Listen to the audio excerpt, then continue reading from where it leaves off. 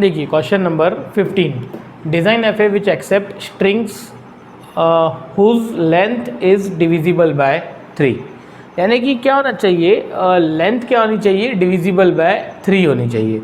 इसी क्वेश्चन को वो आपसे ऐसा भी पूछ सकते हैं, that is length of W mod 3 equal to 0। अब देखिए length of W mod 3 equal to 0 बोलो या फिर लेंथ इज़ डिविजिबल बाय 3, इसका मीनिंग एक ही हुआ। क्या हुआ इसका मीनिंग? हाँ, और एक बात कि यहाँ पे इनपुट सिंबल्स क्या है, A, B, यानी कि स्ट्रिंग्स काय की आने वाली है A और B के कॉम्बिनेशंस की, पर उसमें से एक्सेप्ट कौन सी होनी चाहिए, जो स्ट्रिंग्स की लेंथ क्या होनी चाहिए, डिविजिबल बाय 3। तो आपको पता होना चाहिए कि डिविजिबल बाय 3 वाले नंबर्स कौन से, 0, 3, 6, 9, 12, 15 एंड सो ऑन। यानी कि इनमें से कोई भी एक लेंथ रही हमारे स्ट्रिंग की तो वो क्या होना चाहिए, एक्सेप्ट होना चाहिए। बोलने का मतलब कि मैं ऐसा ले लेता हूँ, लैंग्वेज में हम ले लेते हैं ABA या फिर AAA।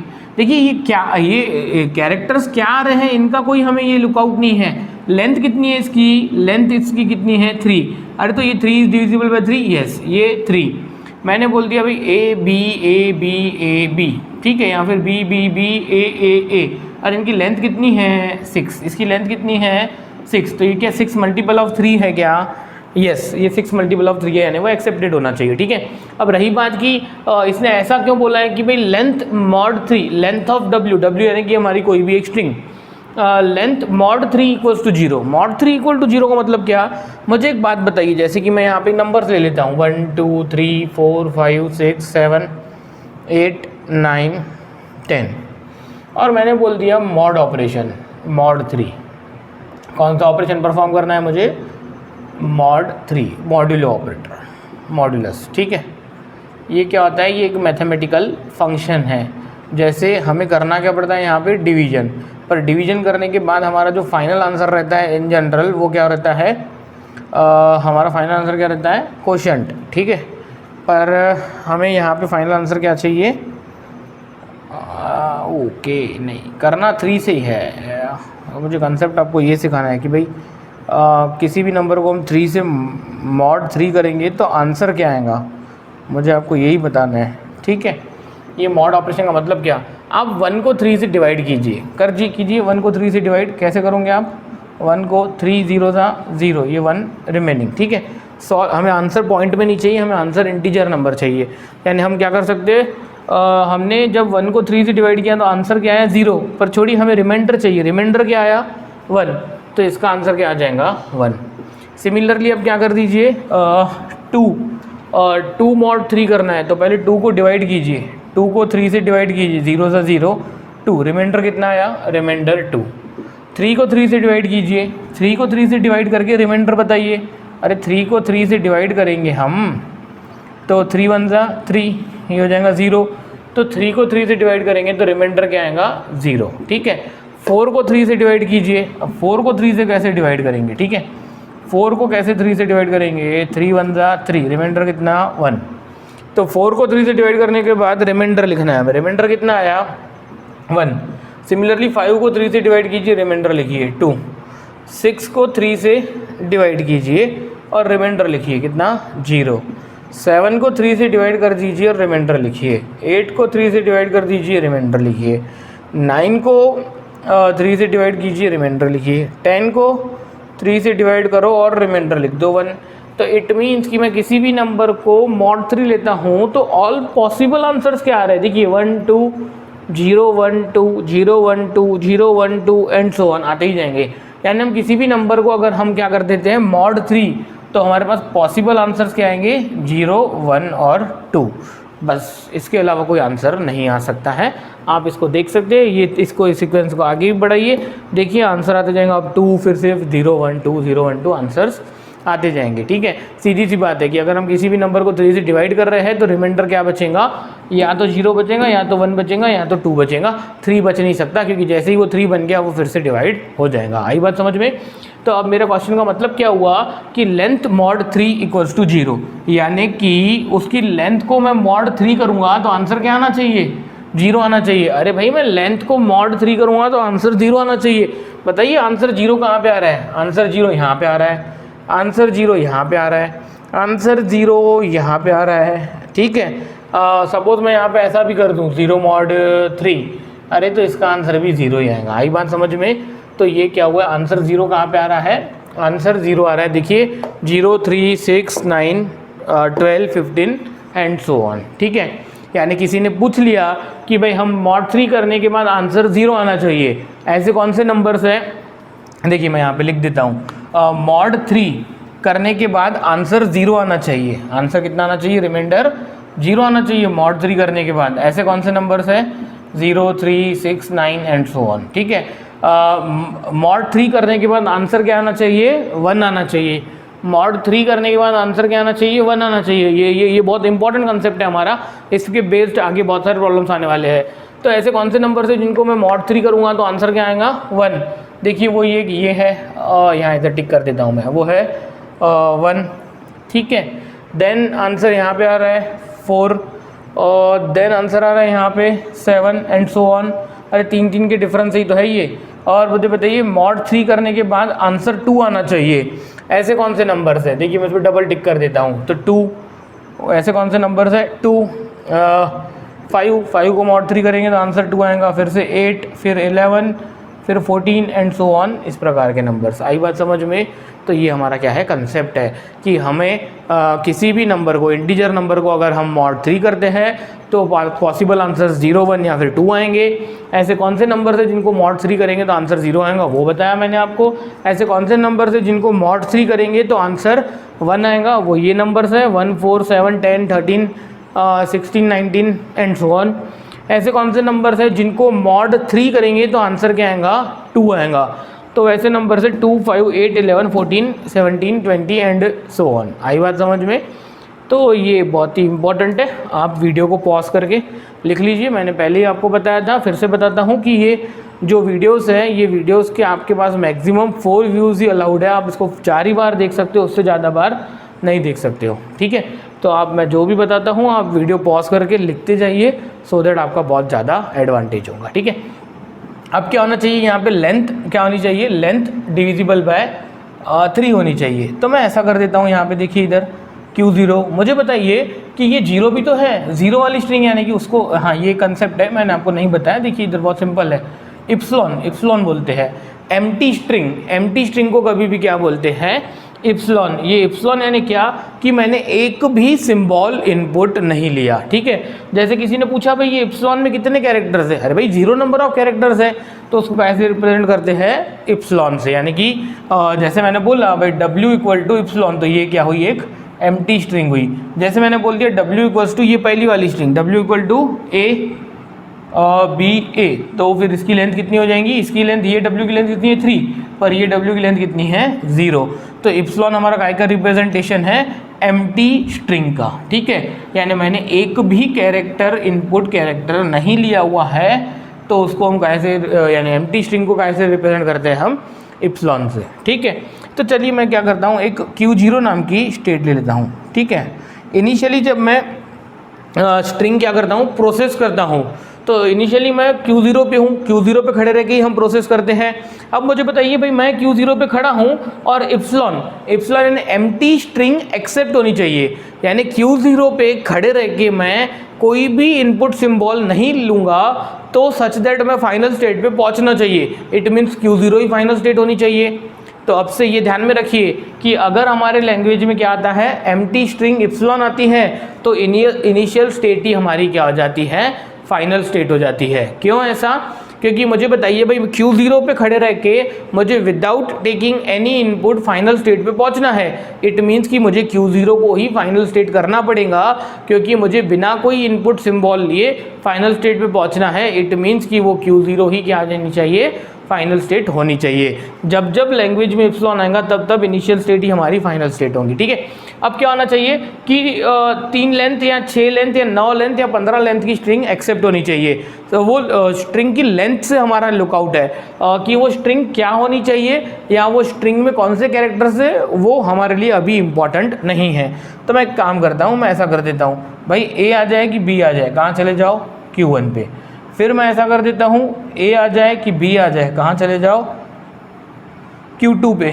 और फिर से मैं क्या कर देता हूँ, a आ जाए कि b आ जाए, आप फिर से कहाँ पे आ जाओ, Q0 पे। देखिए अब क्या होगा इससे, मैंने बोला भाई a b a, देखिए इधर a b a, जैसे ही मैंने 3 लेंथ की स्ट्रिंग कंप्लीट की, मैं कहाँ पहुँच गया, फाइनल स्टेट पे। देखिए स्ट्रिंग कंप्लीट हो गई, मैं कहाँ पहुँच गया, फाइनल स्टेट पे, स्ट्रिंग एक्सेप्टेड।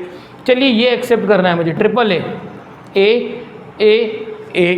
ख़त्म, फाइनल स्टेट पे पहुँच गए, प्रोसेसिंग कंप्लीट, हम फाइनल स्टेट पे, स्ट्रिंग एक्सेप्टेड। ए बी, देखिए इधर ए बी,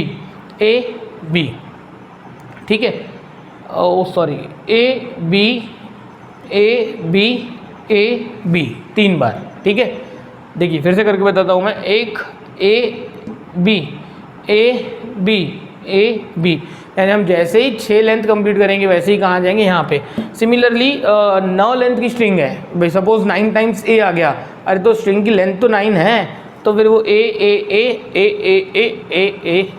हो गया कंप्लीट। आई बात समझ में, बहुत ही सिंपल डायग्राम थी। सिर्फ आपको ये कंसेप्ट समझना था कि किसी भी नंबर को हम मॉड 3 करते हैं तो पॉसिबल आंसर 0 1 2 आते हैं।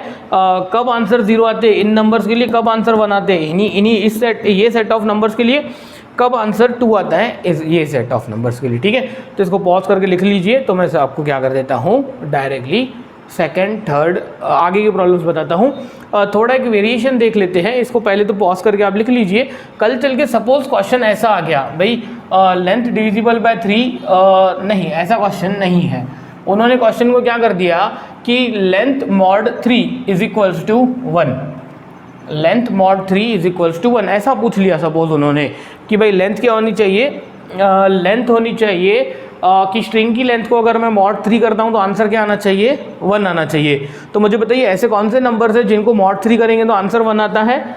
देखिए इधर 1 4 7 एंड सो ऑन। आई बात समझ में, यानी वो स्ट्रिंग की लेंथ क्या होनी चाहिए, 1 4 7 10 13 16 19 एंड सो ऑन, ठीक है। तो किसी दिन अगर क्वेश्चन ऐसा आ गया कि लेंथ मॉड 3 इक्वल्स टू 1, यानी स्ट्रिंग की लेंथ उतनी होनी चाहिए जितनी मॉड 3 करने के बाद आंसर क्या आना चाहिए, जिसको मॉड 3 आंसर करने के बाद आंसर 1 आना चाहिए।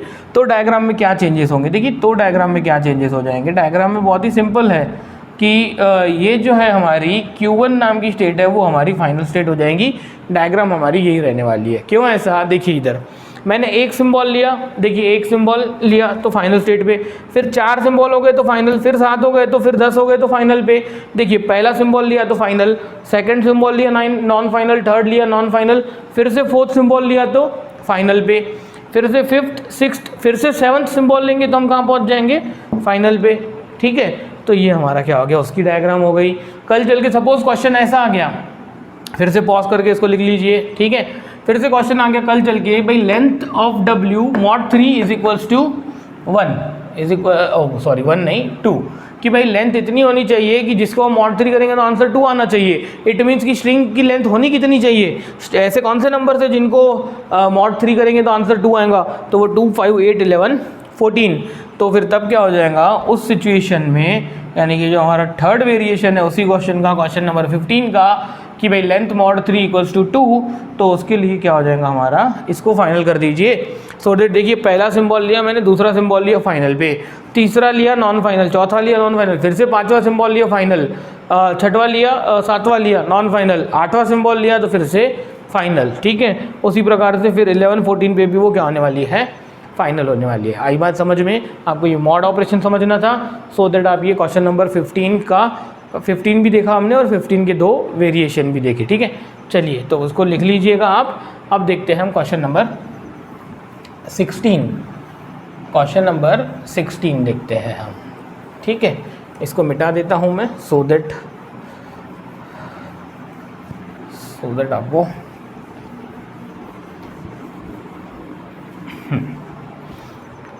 इसको लिखा रहने देते हैं, इसको लिखे रहने से कुछ नहीं होने वाला है, इसका एडवांटेज है। क्वेश्चन नंबर 16, क्वेश्चन नंबर 16 सिर्फ इतना सही है कि number of edge in W mod 3 equals to 2, mod 3 equals to 2, ठीक है। अब ये क्वेश्चन थ्योरेटिकल फॉर्म में देना है अगर उनको, तो आपको ऐसा बोलेंगे number of edge mod 3 becomes 2, यानी कि इसका मतलब क्या हुआ, ठीक है। इसका मतलब हुआ कि नंबर ऑफ एज, किसी भी स्ट्रिंग के नंबर ऑफ एज को क्या करेंगे हम काउंट करेंगे और उसको हम क्या कर देंगे mod 3। तो आंसर कितना आना चाहिए 2, आंसर कितना आना चाहिए 2, ठीक है। और एक बात की यहाँ पे समेशन क्या है, समेशन इक्वल्स टू उन्होंने दे दिया a, b, ये तो फिक्स है, उन्होंने नहीं भी बताया तो पर वो आपको गिवन रहेगा ही, ठीक है। चलिए सॉल्यूशन, मैं इसकी लैंग्वेज लिख देता हूँ, ये आपको ऐसा नहीं समझेगा क्वेश्चन में मैंने ले लिया b b a b a, ठीक है। और एक ले लेता हूँ मैं a a a b a a and so on. यानी कि क्या करना है भाई, जैसे ये स्ट्रिंग लैंग्वेज में आई, क्यों आई ये, देखिए ये जो स्ट्रिंग है ये है b b a b a, इसमें गिनिए a कितने आ रहे हैं, a कितने आ रहे हैं इसमें 2।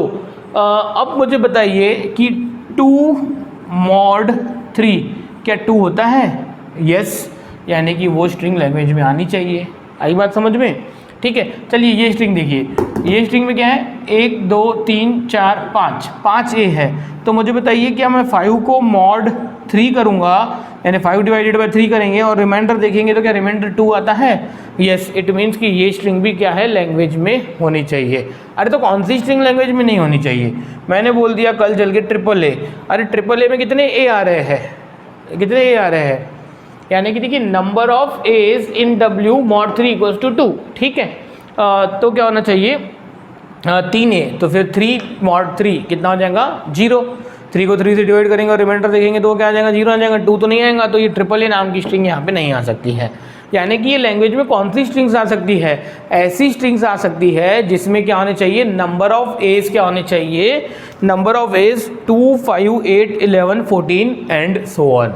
आई बात समझ में, अरे हाँ कि नहीं, देखिए इधर समझे कि नंबर ऑफ एज, अच्छा कोई बी पे कोई रिस्ट्रिक्शन है क्या, वो स्ट्रिंग में 20 कितने भी आ जाए कोई फ़र्क पड़ता है क्या, बिल्कुल नहीं, यानी बी कितने भी आ जाए पर उसमें नंबर ऑफ एज कितने होने चाहिए स्ट्रिंग्स में 2 5 8 11 14 एंड सो ऑन, यानी कि 2 5 8 11 14 एंड सो ऑन। चलिए देखिए इधर, तो फिर हम इसकी क्या कर देते हैं, इसकी डायग्राम निकाल देते हैं। बी पे कोई रिस्ट्रिक्शन नहीं है, रिस्ट्रिक्शंस पूरे गाय पे हैं नंबर ऑफ एज पे।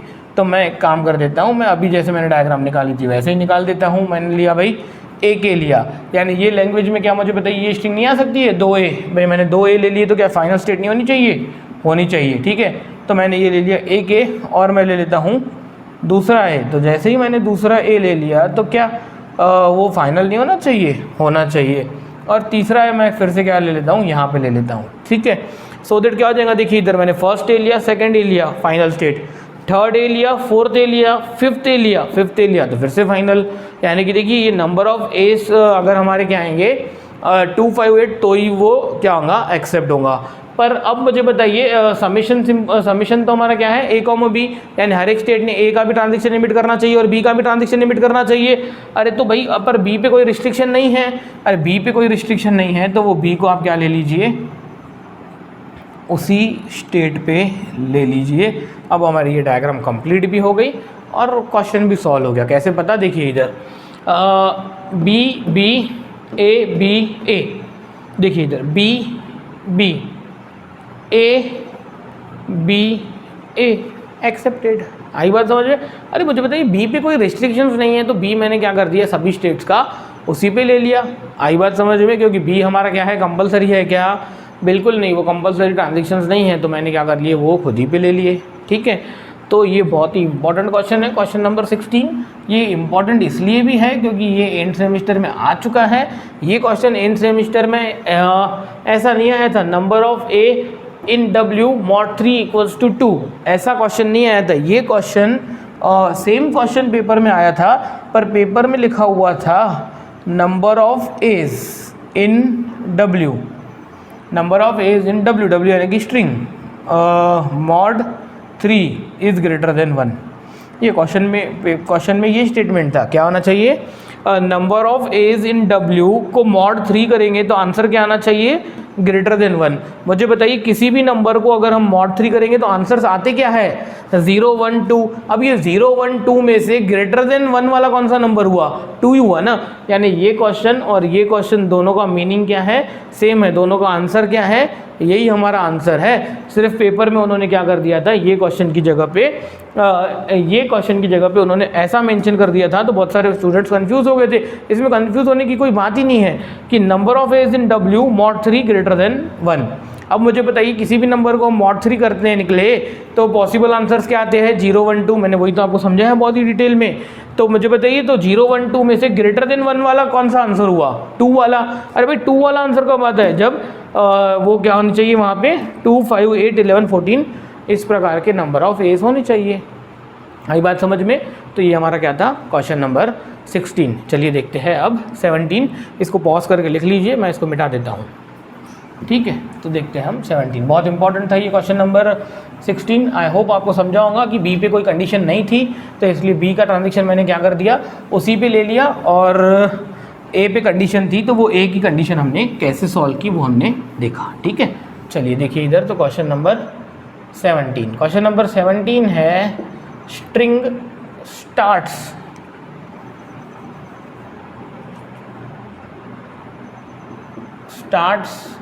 विथ स्ट्रिंग, एक मिनट रुकिए मैं क्वेश्चन देख लेता हूँ। क्वेश्चन हाँ, start with 0 1 and ends with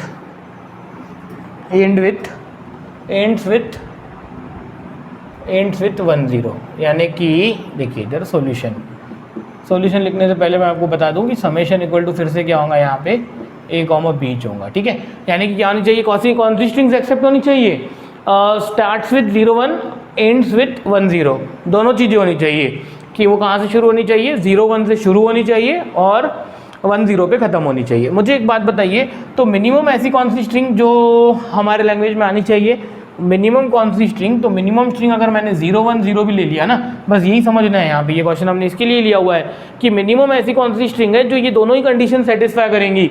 मुझे बताइए, मैंने स्ट्रिंग ले ली 0 1 0, ये समझना बहुत इंपॉर्टेंट है। स्टूडेंट्स क्या कर देते हैं कि भाई मिनिमम स्ट्रिंग ले लेते हैं 0 1 1 0, कि भाई मिनिमम ऐसी कौन सी स्ट्रिंग, देखिए मैं ऐसा बोल सकता हूँ ये 0 1 0 को कि ये स्ट्रिंग स्टार्ट्स विथ 0 1 है, अरे बोल सकते। अच्छा, कि यही स्ट्रिंग्स को मैं ऐसा नहीं बोल सकता हूँ कि ये स्ट्रिंग एंड्स विथ 1 0 है, तो किसने बोल दिया भाई ये सबसे छोटी कंपलसरी स्ट्रिंग है।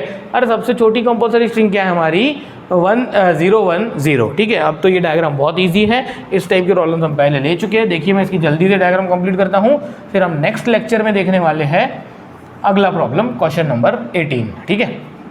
चलिए देखिए इधर मैंने क्या कर दिया, Q0, इसको ऐसा निकाल देता हूँ। ये आई थिंक कि आपको ये मॉड का कॉन्सेप्ट समझ में आ गया होगा, mod 3 करके क्या आंसर्स आते हैं। इसके 1 2 प्रॉब्लम्स और लेने हैं, पर वो हम नेक्स्ट वीडियो लेक्चर में लेने वाले हैं। फ़िलहाल हम इसको 17 को कंप्लीट करके आज का सेशन यहीं टर्मिनेट करते हैं। आप जल्दी से इसको पढ़ना शुरू रखिए, और जो आपके फ्रेंड्स हैं जिन्होंने ज्वाइन नहीं किया है ये कोर्स, उनको भी आप ये कोर्स शेयर कर दीजिए। ऐप पे शेयर ऑन व्हाट्सएप का ऑप्शन अवेलेबल है, ठीक है, सो दैट आपके साथ साथ उनको भी एडवांटेज होना चाहिए। एंड सो ऑन, ऐसी बहुत सारी स्ट्रिंग है, 0 1 1 1 1 1 0 एंड सो ऑन, जो भी, ठीक है। चलिए देखिए इधर मैं कर देता हूँ Q0, मैं ये मिनिमम जो कंपलसरी स्ट्रिंग है वो ड्रॉ कर लेता हूँ, ठीक है। 0 और ये ले लेता हूँ मैं 1, और ये ले लेता हूँ Q2, और ये ले लेता हूँ मैं 0, और यहाँ पे ले लेता हूँ Q3, है ना। देखिए इधर सपोज आया 0 1 0, तो वो एक्सेप्ट होनी चाहिए, ठीक है। मुझे बताइए कि स्ट्रिंग स्टार्ट 0 से ही होनी चाहिए, यानी कि इसका 1 से स्टार्ट होने वाली स्ट्रिंग हम ले नहीं सकते, तो मैं यहाँ पे एक क्या ले लेता हूँ, डेट स्टेट। मैं यहाँ पे क्या ले लेता हूँ, एक डेट स्टेट, यानी स्ट्रिंग 1 से चालू हुई तो वो कहाँ चली जानी चाहिए, डेट स्टेट पे चली जानी चाहिए, ठीक है। अब मुझे बताइए, पर ऐसा तो नहीं है कि स्ट्रिंग स्टार्ट विथ 0 ही है, ऐसा प्रॉब्लम हम ले चुके हैं, ठीक है, इसलिए हम थोड़ा सा स्पीड में ले रहा हूँ। पर ये स्ट्रिंग स्टार्ट विथ क्या है, 0 1, यानी 0 के बाद भी हमेशा क्या आना चाहिए, 1 ही आना चाहिए। अगर वो स्ट्रिंग लैंग्वेज की है तो 0 के बाद हमेशा क्या आना चाहिए, 1 ही आना चाहिए। कोई भी स्ट्रिंग अगर 0 0 से शुरू होती है तो क्या वो एक्सेप्ट होंगी क्या कभी? बिल्कुल नहीं। तो ये 0 के बाद ये जो Q1 है, ये Q1 का 0 भी क्या होना चाहिए, कहाँ जाना चाहिए, डेट स्टेट पे। यानी स्ट्रिंग ना ही अकेले 1 से शुरू हो सकती है, ना ही स्ट्रिंग कैसे हो सकती है, 0 0 से शुरू हो सकती है। स्ट्रिंग शुरू होनी चाहिए तो कैसे शुरू होनी चाहिए? 0 1 से। आई बात समझ में? मुझे बताइए Q0 कंप्लीट हो गया, उसके 2 ट्रांजेक्शन ड्रॉ कर लिए, Q1 के 2 ट्रांजेक्शन ड्रॉ हो गए, कंप्लीट हो गया। अब बचा क्या? Q2। मुझे बताइए Q2 का 1 वाला ट्रांजेक्शन कहाँ जाना चाहिए? Q2 का 0 वाला ट्रांजेक्शन तो आप ड्रॉ कर चुके। मुझे बताइए, देखिए सैम्पल एग्जाम्पल लेता हूँ मैं। 0 1 1 0 0 1 1 0, क्या ये एक्सेप्ट होना चाहिए? या फिर 0 1 1 1 0? तो इट मीन्स कि ये जो है इसका 1 कहाँ जाना चाहिए? खुद पे जाना चाहिए। अरे भाई क्या ये स्ट्रिंग एक्सेप्ट नहीं होनी चाहिए? 0 1 1 1 0, ठीक है। चलिए ये तो एक्सेप्ट हो गई। अब मैं ले लेता हूँ Q3 के ट्रांजेक्शन। मुझे बताइए Q0 से Q3 तक पहुँचेंगे कैसे? 0 1 0 लेके, ठीक है। अब Q3 का कौन सा ट्रांजेक्शन ड्रॉ करना है? 0 का, सच दैट की स्ट्रिंग्स क्या होनी चाहिए? Ends with 1 0। तो मुझे बताइए कि उसका 0 कहाँ जाना चाहिए, जिसके बाद आपको कंपल्सरीली क्या लेते आना चाहिए? 1 0। यानी ये 0 कहाँ जाना चाहिए? ये 0 आपका इधर जाना चाहिए, ठीक है। आई बात समझ में? ये 0 वहाँ जाना चाहिए, जिसके बाद हमें कंपलसरी क्या लेते आना चाहिए? 1 0, क्योंकि वो स्ट्रिंग एंड्स विथ 1 0 होनी चाहिए। और एक एग्जांपल ले लेते हैं। अब मुझे Q3 का 1 का ट्रांजेक्शन ड्रॉ करना है, तो पहले 0 1 0 लेके Q3 तक पहुँचे। अब इसका 1 का ट्रांजेक्शन ड्रॉ करना है सच दैट कि इसके पीछे सिर्फ 0 भी आ गया तो भी ये स्ट्रिंग एंड्स विथ 1 0 हो जाएंगी, ठीक है। तो ये 1 वहाँ जाना चाहिए, जिसके बाद हमें कंपलसरी क्या लेते आएगा? 0। तो इट मीन्स कि ये 1 कहाँ जाना चाहिए, जिसके बाद हमें कंपल्सरीली क्या लेते आना चाहिए? 0 लेते आना चाहिए। और ये डायग्राम हमारी क्या हो गई? कंप्लीट हो गई। ये प्रॉब्लम बहुत इंपॉर्टेंट है, पेपर में आ चुका है। इंपॉर्टेंट इसलिए कि आपको ये समझना था कि यहाँ पे मिनिमम कंपल्सरी स्ट्रिंग कौन है? 0 1 0, ना कि 0 1 1 0। आई बात समझ में? तो आप इसको नोट कर लीजिए, ठीक है। और ये जो भी हमने प्रॉब्लम्स लिए अभी 15 के 3 और एक 16 का और एक 17, इन सब के मैंने 2 स्टेप लिखे हुए हैं, लैंग्वेज और स्टेट ट्रांजेक्शन डायग्राम। इसके नीचे आपको क्या लिखना पड़ता है? Transaction function, transaction table, required machine M और वेरिफिकेशन, वो आप लिख लीजिए। अगर नहीं समझता है तो आप मुझे मैसेज कीजिए, जो हमारी बैच क्रिएट की हुई है, या फिर हमारे व्हाट्सएप ग्रुप पे, सो दैट हम क्या कर देंगे, मैं आपको उसका थ्योरेटिकल पार्ट किसी को नहीं आता है नीचे की स्टेप्स लिखना, जो डायग्राम को देख के लिखते हैं, तो वो भी मैं आपको एक्सप्लेन कर दूंगा, ठीक है। और आप सीखते रहिए, ठीक है। और आपके जो फ्रेंड्स हैं जिन्होंने कोर्स नहीं ज्वाइन किया, उनको आप रिकमेंड कीजिए, ठीक है। Thank you.